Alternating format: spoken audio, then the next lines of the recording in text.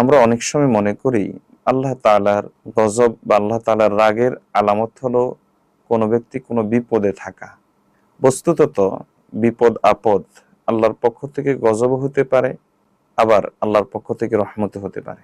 কোন সময় এমন হয়, হাদিসে এসেছে রাসূলুল্লাহ সাল্লাল্লাহু আলাইহি ওয়াসাল্লাম বলেন, বিপদের কারণে বান্দার গুনাহ মাফ হয়।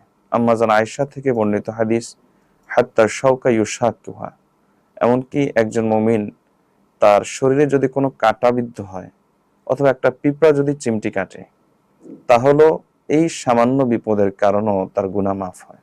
ধরুন আপনি মোবাইলটা রেখেছেন ডান পকেটে, তো আপনার মোবাইলের প্রয়োজন হয়েছে, আপনি হাত দিলেন বাম পকেটে, হাত দেওয়ার পরে বুকটা খপ করে উঠলো, ধপ করে উঠলো যে মোবাইলটা কোথায় চলে গেল, হারিয়ে গেল কিনা, পকেট মারে নিয়ে গেল কিনা। এই যে 1 সেকেন্ডের জন্য আপনার একটা পেরেশানির ছাপটা আপনার উপর দিয়ে অতিবাহিত হয়েছে, হাদিস থেকে বোঝা যায় যে এর কারণে আল্লাহ তাআলা আপনার গুনাহ মাফ করেন।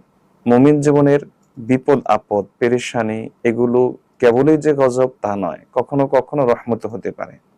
কিন্তু আমরা কিভাবে বুঝবো যে এই বিপদটা রহমত না এই বিপদটা গজব? দেখতে তো দুটোই একরকম, বাহ্যিক দৃষ্টিতে সমান।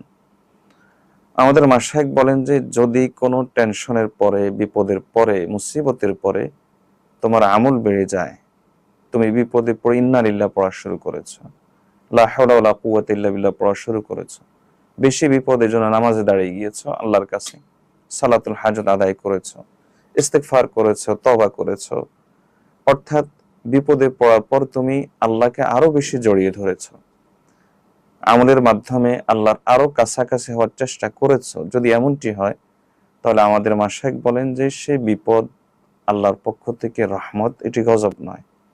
এই বিপদের মাধ্যমে আল্লাহ তাআলা তার মর্যাদা আখিরাতে বৃদ্ধি করেন এবং এই বিপদের মাধ্যমে আল্লাহ তাআলা তার গুনাহ মাফ করেন।